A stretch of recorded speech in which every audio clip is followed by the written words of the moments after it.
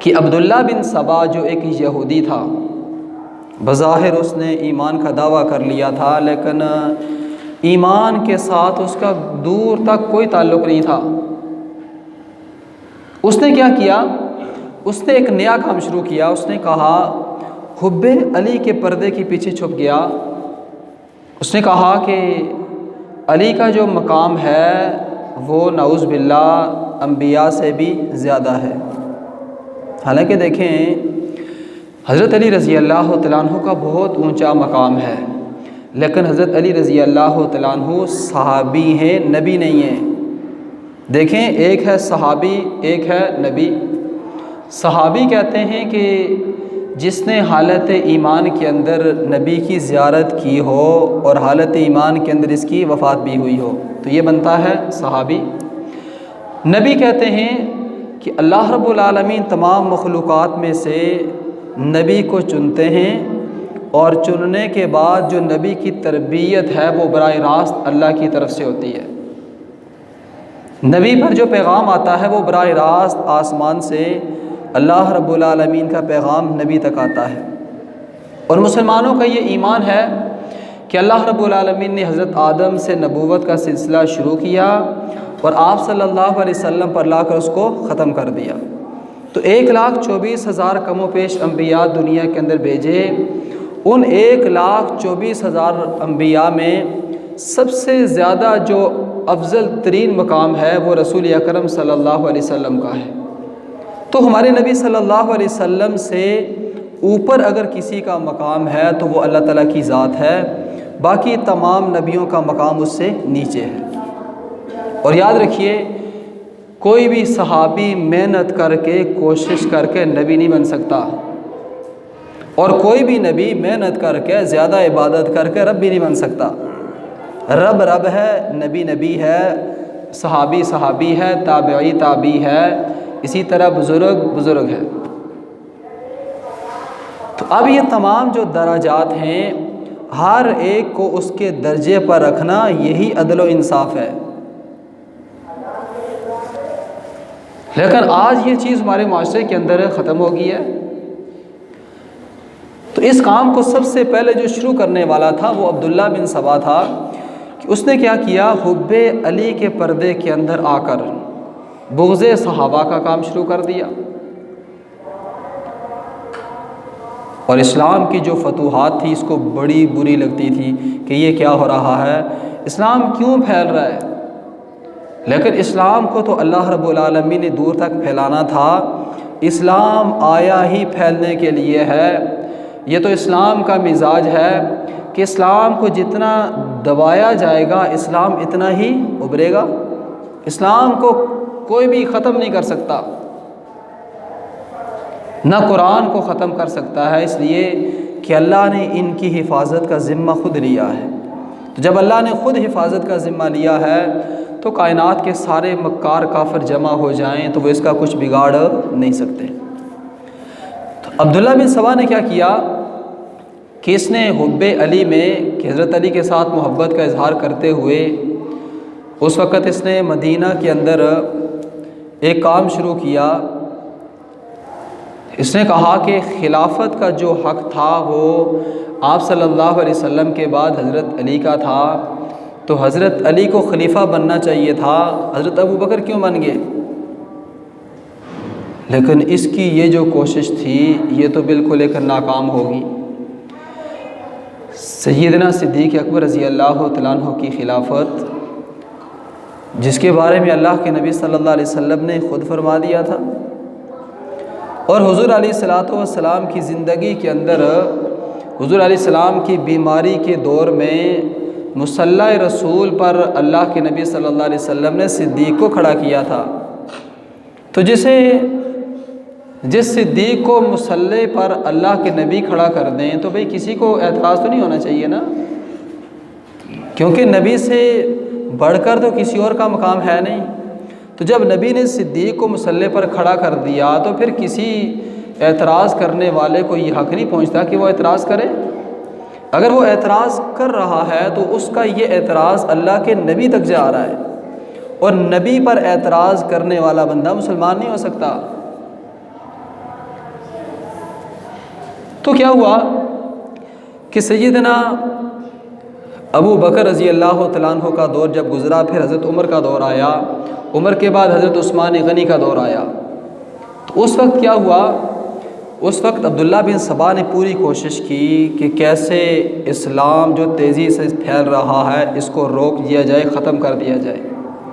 इसने वहीं पर कुछ लोगों को तैयार किया लड़ाई झगड़े के लिए, लेकिन जब वक़्त के खलीफा को पता चला तो उन्होंने इसको वहाँ से बाहर निकाल दिया। बाहर निकल कर शाम, बाहर निकल कर बसरा, कूफा, मिस्र, वहाँ पर जाकर इसने फिर आगे मेहनत और कोशिश की। उस मेहनत कोशिश की वजह से कई लोग जो थे वो इसके साथ मिल गए, अब्दुल्ला बिन सबा के साथ। और अब्दुल्ला बिन सबा के साथ जब ये लोग मिले तो इन्होंने फिर क्या किया कि हज़रत उस्मान गनी रज़ी अल्लाह तआला अन्हु की खिलाफत पर आकर हमला कर दिया और हज़रत उस्मान गनी रज़ी अल्लाह तआला अन्हु को बड़ी बेदर्दी के साथ शहीद कर दिया। जब हज़रत उस्मान गनी शहीद हुए तो उस वक़्त फितनों का दौर शुरू हो गया, और उस तमाम दौर के पीछे जो सबसे जो पहला किरदार था वो इसी अब्दुल्ला बिन सबा का था। जब हज़रत अली मुर्तज़ा रज़ी अल्लाह तआला अन्हु खलीफा बने तो उस वक्त ये बात शुरू होगी, क्योंकि जो अक्सर आज हमारे मुआशरे में बात होती है ना कि वो जी हज़रत अली और हज़रत अमीर मुआविया की आपस में जंग होगी, लड़ाई होगी, दो आपस में लड़ पड़े। अब हमारे जो आम फाम मुआशरे के लोग हैं, जब उनके सामने ये बात आती है ना कि हज़रत अली और हज़रत अमीर मुआविया इन दोनों की आपस में लड़ाई हुई, तो वो कहते हैं हाँ जी लड़ाई हुई। तो ये बात तो दुनिया के अंदर है ना कि लड़ाई में एक बंदा सच्चा होगा और एक बंदा झूठा होगा। तो लिहाजा आवाम क्या कह देती है, वो जी हज़रत अमीर मुआविया नाउज़ बिल्लाह गलत थे और हज़रत अली ठीक थे। भाई आज हम कौन होते हैं, आज हमारी क्या हैसियत है कि हम सहाबा कराम रज़ी अल्लाह तआला अन्हु को 1442 साल के बाद हम परख रहे हैं। आज हमारी आवाम को इस्तिंजा करना नहीं आता कि जिस्म को साफ़ कैसे करना है, धोना कैसे है, लेकिन सहाबा कराम रज़ी अल्लाह तआला अन्हु पर बोलना शुरू कर देते हैं। और बहुत एक सोचने वाली बात है कि भाई सहाबा कराम रज़ी अल्लाह तआला अन्हु की जो लड़ाई थी, आज हम कौन होते हैं उस लड़ाई को हल करने वाले। कुरान ने जब कह दिया कि रज़ी अल्लाहु अन्हुम व रज़ू अन, अल्लाह सहाबा से राज़ी, सहाबा अल्लाह से राज़ी, तो बात ही ख़त्म हो गई है। और दूसरी बात कि देखें हज़रत अमीर मुआविया और हज़रत अली की जो आपस में लड़ाई हुई, जंग सफ़ीन हुई, उसके पीछे एक वजह थी। वो वजह उनका ज़ाती मफाद बिल्कुल नहीं था, बल्कि वो वजह थी कि उस्मान गनी के कातलों को गिरफ़्तार किया जाए और उन कातलों को गिरफ़्तार करके उनको सज़ा दी जाए। इन्होंने इस तरह का काम किया तो क्यों किया, सिर्फ़ ये वजह थी लड़ाई की, बस बाकी और कोई वजह नहीं थी।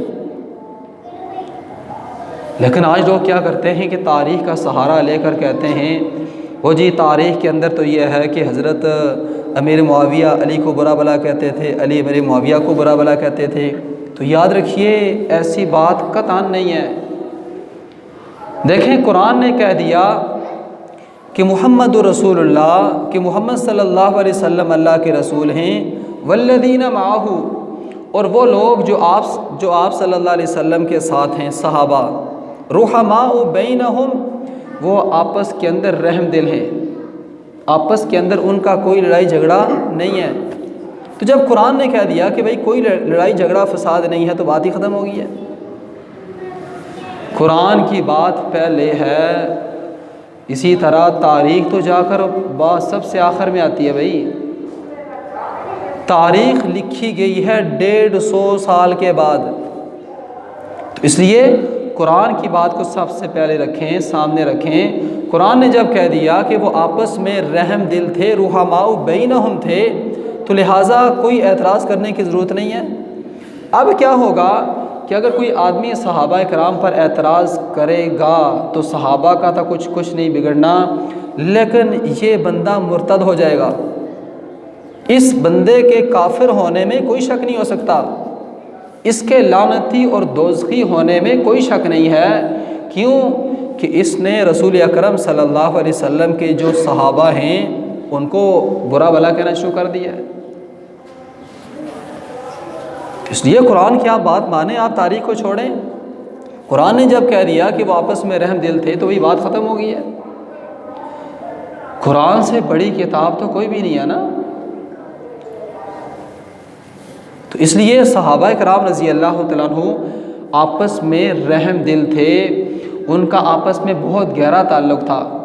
यही वजह थी कि हज़रत अली रज़ी अल्लाह तआला अन्हु और हज़रत अमीर मुआविया ने आपस में रिश्तेदारियाँ भी कायम की थी, रिश्ते लिए और दिए भी थे। अगर ये लड़ाई झगड़ा होता, ज़ाती मफाद पर ज़ाती जंग होती तो कभी भी ऐसा ना होता। तो सहाबी को परखने के लिए सबसे पहली बात तो ये है कि आज किसी आदमी को ये हक़ नहीं कि किसी सहाबी को परखे वो कि हाँ जी कौन सही है कौन गलत है। नहीं, रसूल अकरम सल्लल्लाहु अलैहि वसल्लम के तमाम सहाबा सारे बरहक थे, सारे आदिल थे, सारे सच्चे थे। उनमें से कोई एक सहाबी भी ऐसा नहीं था कि जो रसूल अकरम सल्लल्लाहु अलैहि वसल्लम का नाउज़ुबिल्लाह दुश्मन हो। तो सहाबी है ही सोहबत के साथ है कि जिसने रसूल अकरम सल्लल्लाहु अलैहि वसल्लम की सोहबत हासिल की, ये बंदा मुसलमान भी था और इसने सोहबत भी हासिल की। तो इसलिए आज किसी आदमी को ये हक़ नहीं पहुँचता कि वो अपनी ज़बान किसी सहाबी पर उठाए, दराज करे, ये गलत है। तो अब क्या हुआ कि उस वक़्त हज़रत अमीर मुआविया जब खलीफा बने और हज़रत अली रज़ी अल्लाह तआला अन्हु को भी इन्हीं बाग़ियों ने ही शहीद कर दिया था। ये वही थे कि जिन्होंने हुब्बे अली का नारा लगाया था और फिर हज़रत अली रज़ी अल्लाह तआला अन्हु को शहीद भी कर दिया था। और हज़रत हसन रज़ी अल्लाह तआला अन्हु को जब ये शहीद करने लगे तो हज़रत हसन वहाँ से चले गए, भागे। इस तरह वो बच के। तो जब हज़रत अमीर मुआविया का दौर आया और हज़रत अमीर मुआविया को हज़रत उमर रज़ी अल्लाह तआला अन्हु ने अपने दौरे खिलाफत में शाम का गवर्नर बनाया था और 20 साल तक वो शाम के गवर्नर रहे। तो हज़रत उमर फरमाया करते थे कि मुआविया तेरे जैसा बंदा मैंने कोई नहीं देखा कि जिस तरीके से तू लोगों की ज़हनियत को देख कर फ़ैसला करता है, वाक़अतन बहुत मुदब्बिर आदमी है, बहुत मुतफ़क्किर है।